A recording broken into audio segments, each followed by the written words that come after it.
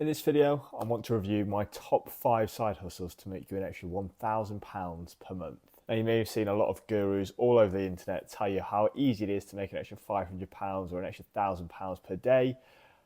I'm here to tell you that unfortunately that is not the case. However, over the last 3 years, I have been trying out various different side hustles, and I want to tell you my top 5 of ones I've actually done and actually made money with. So let's get into it.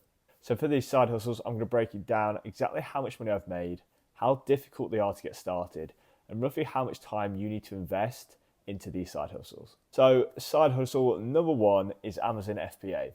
So what actually is Amazon FBA? Amazon FBA is the process of buying brand new products, sending them into Amazon to sell and make a profit. The good thing about Amazon FBA is it stands for Fulfillment by Amazon. So Amazon will do all the fulfillment for you, deal with the customers, store your products, deal with returns, send out your products to the customers. So all you actually need to do is just find profitable items and send them into Amazon's fulfillment centers. I started selling on Amazon in January 2023, and then throughout 2023, I amassed about just over £40,000 in revenue and roughly £7,000 to £8,000 in total profit. And that was even though I only really spent probably the first 6 or 7 months of 2023 actually sending new items into Amazon. After I hit July, I stopped sending new items in, and just the items I already had in store in the fulfillment centers were the ones that were then slowly trickling and kind of whittling down to zero. So there are a ton of groups as well that you can use to start off your Amazon FBA journey. Mine was through a group called the Seller Circle, and it's around about £50 per month to actually get started. And they do everything from Q&As, get your account set up, support you with different leads and products that you can go ahead and buy. So there's a lot of ways that you can actually go about and actually get started with the help of somebody else. So that kind of leads me on to the difficulty. How difficult is Amazon FBA to get started? It's not very difficult to get started. I would say the most difficult part of Amazon FBA is finding profitable items that you can go ahead and sell. So for me, I was aiming for products that produced around about 25% return on investment. So if I spent £10, I was getting £2.50 profit back on them. The reason for this, I wanted to kind of scale my business pretty quickly, but I didn't also want to rule out a lot of products that I could go ahead and buy and that somebody else was going to go and buy and they were a really, really good listing. So for me, 25% ROI was kind of really what I was aiming for as a bare minimum. Obviously, I could go higher, but there's also a lot of people that are going lower and sell a lot more volumes of products as well. Other potential difficulties to getting started would be things like ungating. So a lot of products and a lot of brands on Amazon, you have to get ungated, which is essentially have 10 items on an invoice that you can send to Amazon to show that you bought these products and they are legitimate products from a legitimate company.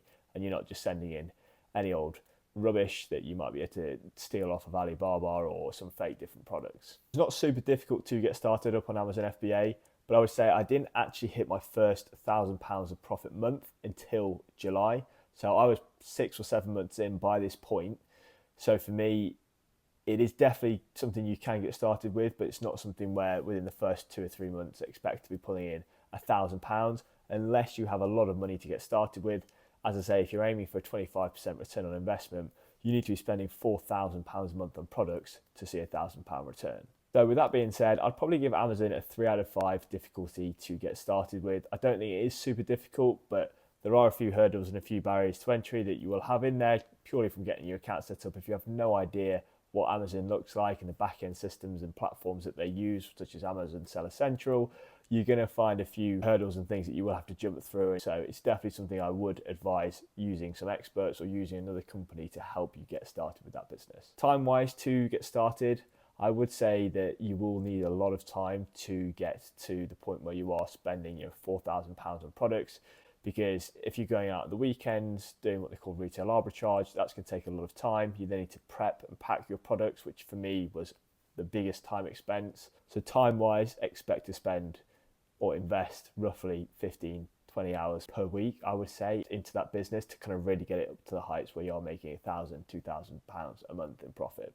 Side hustle number 2, and that is reselling. So reselling, very, very similar idea and concept to Amazon FBA.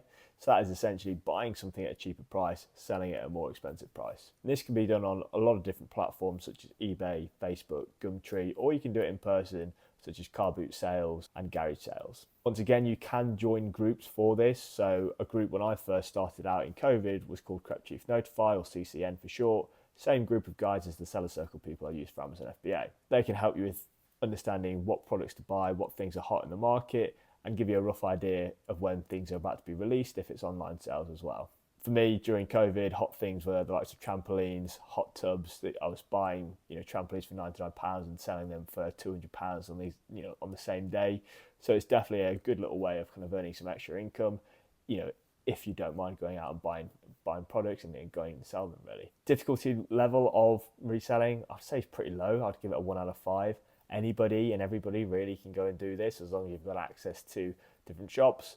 And even if you don't have access to shops, you can always buy things online and then resell them as well. You've probably seen Gary Vee go around and do his garage sales in the US, where he'll go and he'll massively undercut somebody on price, and then they'll end up selling things to him, and then he'll go and flip them straight away on eBay and Facebook and make $50, $100 on that same day. So it's definitely something you can go out there and quite easily make £1,000 per month in profit. Time-wise, I would say to get to £1,000 in monthly recurring profit, you're going to really need to invest maybe 15 hours a week into this. It really does depend on where you get your products from and what kind of products it is that you're selling.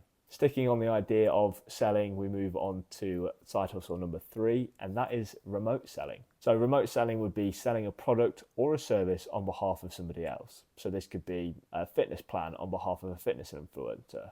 It could be an educational finance plan on behalf of another influencer. It could be selling caravans on behalf of a caravan company. Whatever it is, as long as you are selling something remotely, that is remote sales. I did remote sales for the same group that I did Amazon FBA with. I was selling people on their high ticket offer, which at the time was £999. And then for every person I closed on this, I was getting £100. For me, this was a really good model. It aligned quite well with my skills in sales already, because that's what I do for my day job. So there's a lot of transferable things there. And because I had a lot of good knowledge about Amazon FBA already, it was quite easy for me to sell people onto this. The other good thing about remote sales is the flexibility that does come with it. So if you are like me and you work away and you can't be going to lots of different car boots and garage sales and going all over to find different products, if you're selling something on behalf of somebody else, all you really need is your phone. So you can essentially do this pretty much anywhere in the world and at whatever time suits you best. So for me, when I was doing this, I did it for around about 2 months and totaled about just under £2,400 in profit from this. So just showing you once again that you can quite easily make £1,000 per month off of doing this. And I was juggling this with my Amazon FBA side hustle at the same time. Difficulty wise, I think without any prior knowledge of sales or prior knowledge of the thing that you are selling, you will struggle with this. I think for me, because of the pure setup, as I say, that I know sales and I also know Amazon FBA, I was quite well adapted for this role. But I think if it was something where I was selling hair care, I probably wouldn't really be that good at it straight away. It would take a lot of learning, a lot of kind of development to increase my skills. But for me, on this particular occasion, I would rate it a 2 out of 5. I feel like some people could be a little bit different on that, but I would rate it 2 out of 5 on difficulty. I would say the most difficult part of this would actually be trying to find the companies or the businesses to sell on behalf of. And it mostly, or for me at least anyway, it was purely commission only. So you could do 10, 15 calls, close nobody, and you wouldn't get a single penny. But once again, time-wise for this, 30 minutes per phone call for me, and if I could make £100 off of a 30-minute phone call, I definitely will give that a go.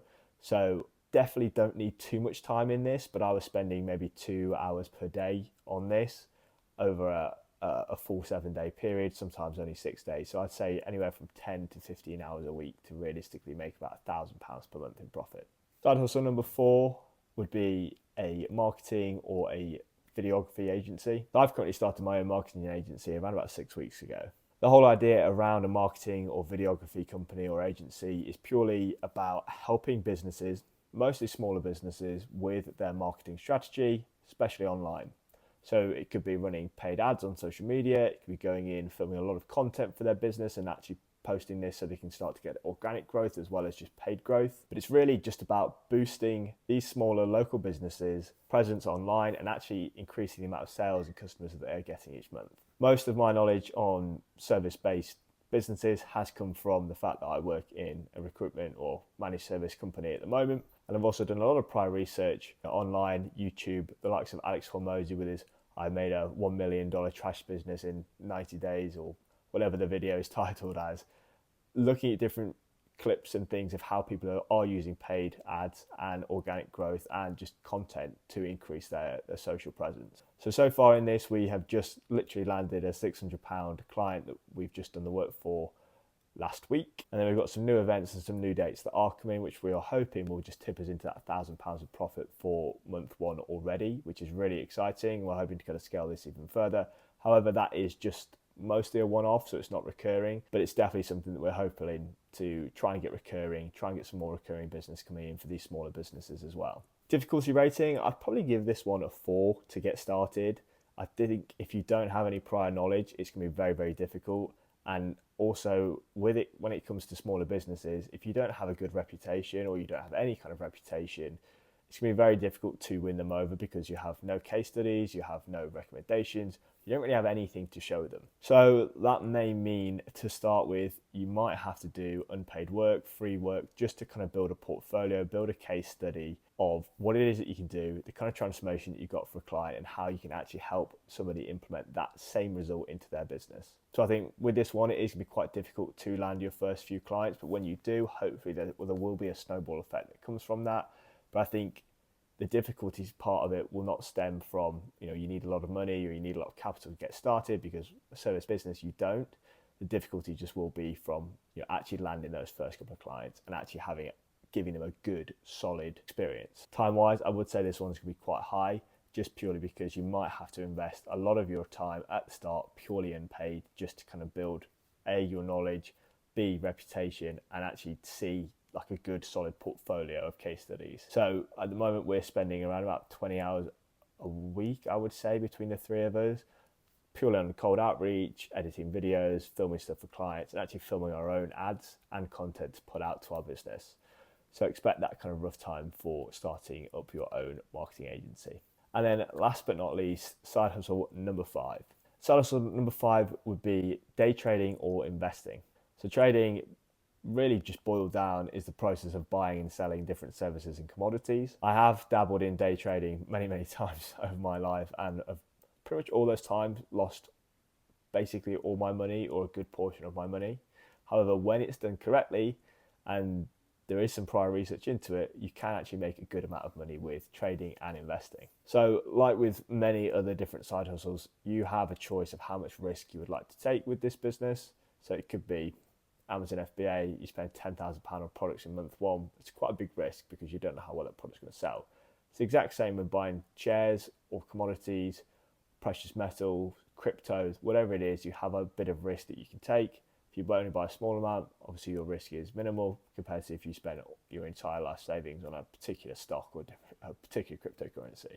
If you are playing it safe, most people would expect, let's say, a 10% return on an investment and call that a good year. So if you're looking to get £1,000 a month, you're going to need £120,000 of capital to invest to get to that £1,000 a month and get a 10% return. For a lot of people, £120,000 is completely and way out of reach. So it's going to be quite difficult to get to that £1,000 a month. Now, there are times that you can beat that. I've done that myself.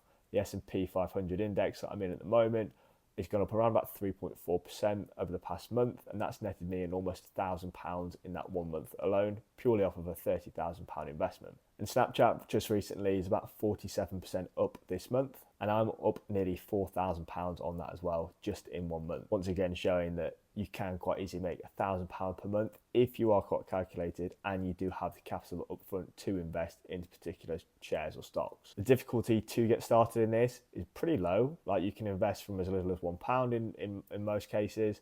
However, I would say the difficulty to get to £1,000 a month is pretty high. Considering the average Brit has got around £18,000 in savings, you'd need to be making roughly a 66% return on investment to get to £1,000 per month, £12,000 return for the entire year.